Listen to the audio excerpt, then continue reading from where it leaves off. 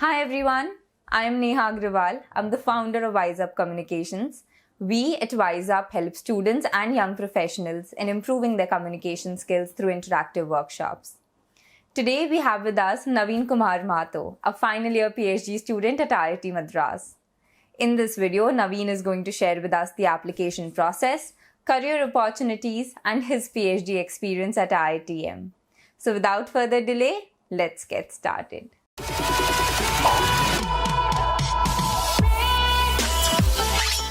Hi Naveen, thank you so much for joining us today. Could you please tell us something about yourself?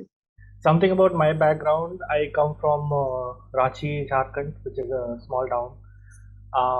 That is where I did my schooling, and from there onwards, I came to Bangalore for my undergraduate in mechanical engineering at RV College. And from there onwards, I had some exposure to research through internships and clubs in the college, and that is where I finally decided that I would like to go for a PhD. And from there onwards, I think in 2017, I joined IIT Madras for my PhD.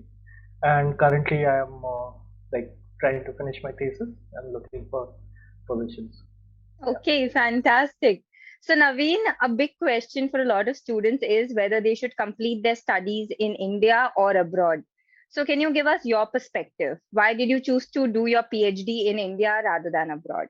In terms of graduate studies, there are a lot of misconceptions and preconceived notions that people have in terms Yeah. of foreign studies versus Indian studies.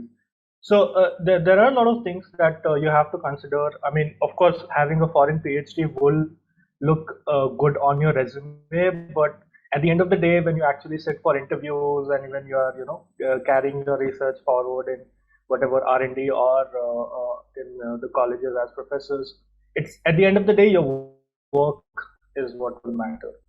So having a degree from a foreign university versus an Indian university will make a little difference in your resume, but at the end of the day, majority of it is about your work, like what is the impact of your research work. That is what is more important. So when I graduated, I had two offers. The first offer that I had was for a master's degree that was fully funded. That was under the Erasmus Mundus program in Europe. That was the one offer that I had. The other offer I had was from for direct PhD at IIT Madras. So what I did to decide was I went straight away to the professor at IIT Madras who was supposed to be my guide. I had a long chat with him about what I wanted to do, what he expected from me.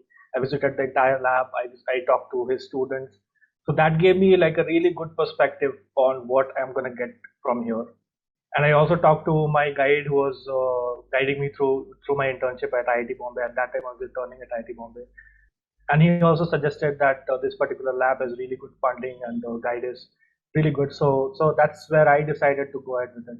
At the end of the day, it's more important to have to find a proper fit with the guide and the institute and the lab mates than to focus on getting a PhD from a foreign university. So yeah, that's what I decided to stay here. All right. So, Naveen, I have a follow-up question on this. Like, generally, the PhD programs abroad are also fully funded. So, did you apply to PhD programs abroad and you were not able to get in? Or did you apply to only master's programs abroad and PhD programs in India? So, could you tell us a little bit more about that? Yes, so during my internship, I was clear that I was going to pursue a PhD. Okay. The question was where do I apply and what else? So I Hmm. applied only to the master's program for the Erasmus Mundus thing. I didn't apply anywhere else, and I appeared for the PhD interview at IIT Madras. So like I didn't appear or apply to other places. It's just that as soon as I got my plan was actually to wait for a year, do some more research stuff, and then apply outside. But as soon as I got the IIT Madras position and I saw that everything was really good to go, I decided to go ahead rather than wait for a year and apply again. So yeah. Okay. Got it. So originally PhD was not your plan immediately after you graduate, but you probably wanted to get some more research experience for 1 to 2 years. But the Yeah. moment the PhD application went through in IIT Madras, you decided to take it up.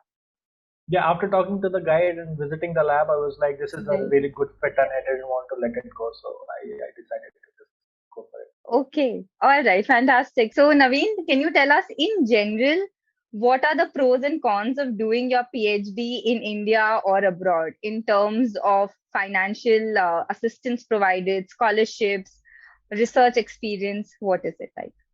So there are two things. Like, since you have also done your masters outside, you will also know this, that one of the two important things that that helps you decide uh, for studying outside versus India is in terms of finances, and the second thing is how closer you are to home. Being closer to home gives you a lot of freedom in terms of when you can go home, the money you're spending, traveling home. If you have parents who are old, that also comes into picture for a lot of people. The other thing is finances. So for PhD, so for integrated PhD, as soon as you join right now, you're gonna get 31,000 rupees per month, and after 2 years, that changes to 35,000. You become a senior research fellow, and for a master's candidate, it's 12,400 for 2.5 years, and then if you convert to PhD, it becomes I think 31,000 and then 35,000. So that is the general idea, and that much money is more than sufficient to have like a decent quality of life in any of the even the major cities like Chennai and Bombay. So for me, I think that was also an important factor to decide. Say, I was financially independent. I have a lot of friends who are studying outside, and even with quite a good amount of stipend, you have to manage a lot of, since you're living outside and the costs are high. So yeah, in India that issue is not there. Once you're in India, you will get the stipend is more than sufficient, and I think there is one more opportunity called the Prime Minister Research Fellowship, which will bump up your scholarship to I think 80,000 per month. So that is also something that students can look forward to once they join a PhD in India. Okay, thank you. Another question that we have, most students want to know, is what is the application like for master's and PhD programs in India? How long before do you have to start preparing for them, and what are some of the requirements?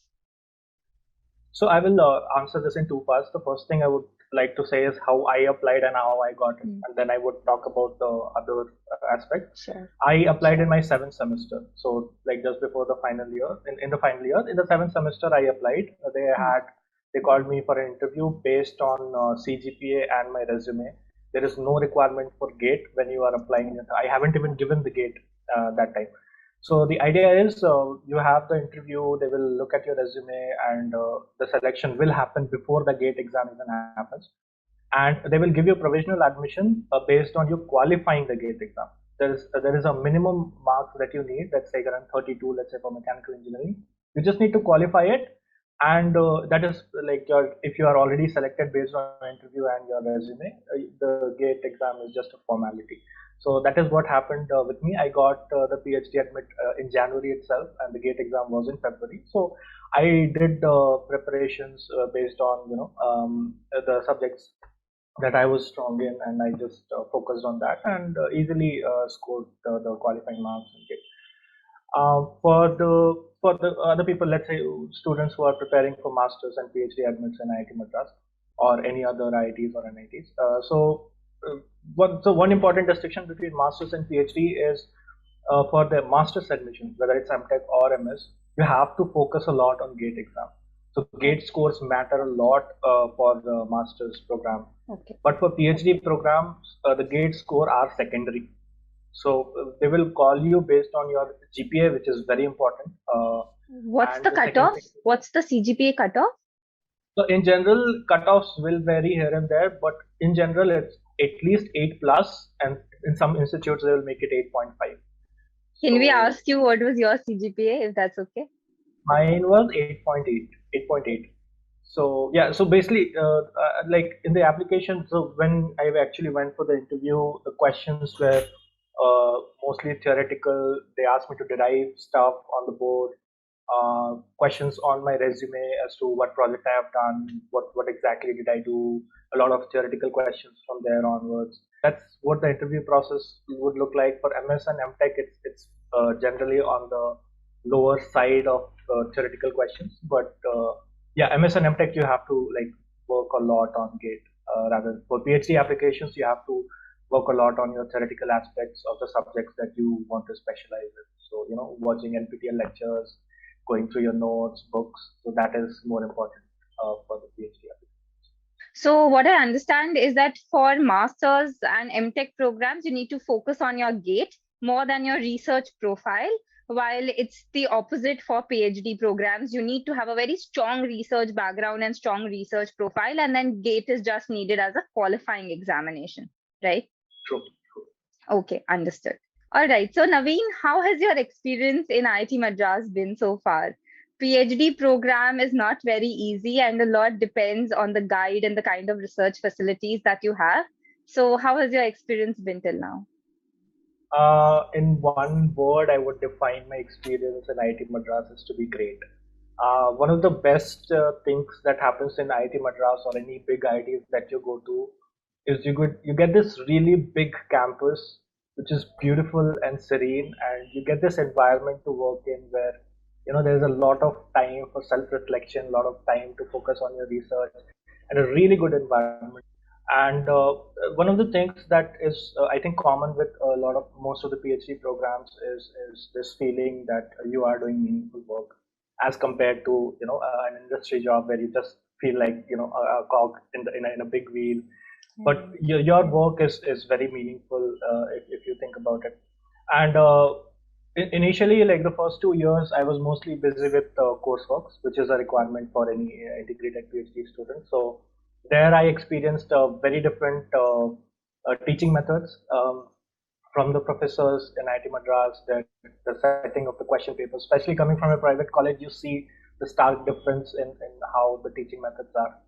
And research itself was a really rewarding experience in whatever 4.5 years that I've spent there. So yeah, overall, a very good experience. Okay, awesome. So, Naveen, another question that we have is what are the career opportunities like after your PhD in IIT? Also, students generally want to know that once you complete your studies in India, will you be able to go abroad either for postdoc or say any other job opportunity? So, can you tell us a little bit more about it? So before telling how the job opportunities or the career prospects look like after PhD, I would like to also focus something on during the PhD, what are the Sure. prospects. Yeah. So one of the most important things that at least the top IITs have come up with is joint degree programs. It's called JDP in short. So what you can do is during your PhD, if you can identify some researchers who are working outside India and abroad, who have a collaboration or MOU with your institute, you can actually ask them and plan a joint doctorate program. So basically, your thesis advisors will be two of them, one in the foreign institute 1 year, and you can conduct at least 1 to 1.5 years of your research outside, which is a pretty big experience in my opinion. The other thing is in terms of internship opportunities that you get during your PhD program. It depends a lot on the guide, but I think from my experience and from the experience of the friends that I have in IIT Madras, the professors here have a lot of research collaborations with industry. So that gives you a lot of opportunities where you can just go and spend a semester in some industry for an internship. So that is during the PhD. After PhD, postdocs is so there are like three options generally when you do complete your PhD. You can go for a postdoc, you can go for a R&D job, or you can go for the assistant professorship job at NITs or IITs or whatever. So those are the three options, and I think IIT Madras being at least the top institute, or at least for the very top institutes, postdoc positions are not very hard to get because the recommendation that will come from your guide and whatever work you have done will get you in a very good position to get a postdoc. One thing that I would like to mention here that is not generally people tell outside is with the integrated PhD program you also lose some opportunities that master's students get. So, for example, master's students can go for a lot of internships that are specifically for master's students. PhD students cannot go for that if they are already in a PhD program. In terms of placements, direct or integrated PhD students do not get to sit for a lot of companies because companies generally prefer master's students. So if I am a direct integrated PhD student, I don't get to sit for a lot of companies that will recruit only master's students. So that is a little, I think, a little loss for the Yeah, but other than that, in terms of postdoc opportunities, you get a lot of postdoc opportunities, and also NITs and other colleges, they will be like more than happy to get you on board as professors. Understood. Okay, that was very insightful, Naveen, and I'm sure a lot of students would get an understanding of what lies ahead after a master's or a PhD from the IITs in India. So thanks a lot for that. So coming to my last and final question, any tips you'd like to give to students who are confused between choosing to study in India or abroad? One of the things that a lot of people are actually students who actually contact me. They're actually confused whether they want to go for masters or PhD as a research career. Right. So in general, I would give like two general advices. The first one is the most important one: is choose your advisors very carefully. This is something that is not stressed often. People focus a lot on getting a foreign PhD, or focus a lot on the institute, but you have to spend 4 or 5 years with that advisor. You have to make sure that the work culture that the advisor follows matches the work style that you want your research. Do you want more freedom? Do you want a little more management?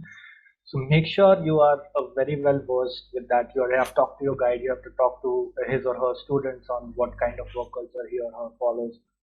That is one of the most important things, whether it's a foreign PhD or in India.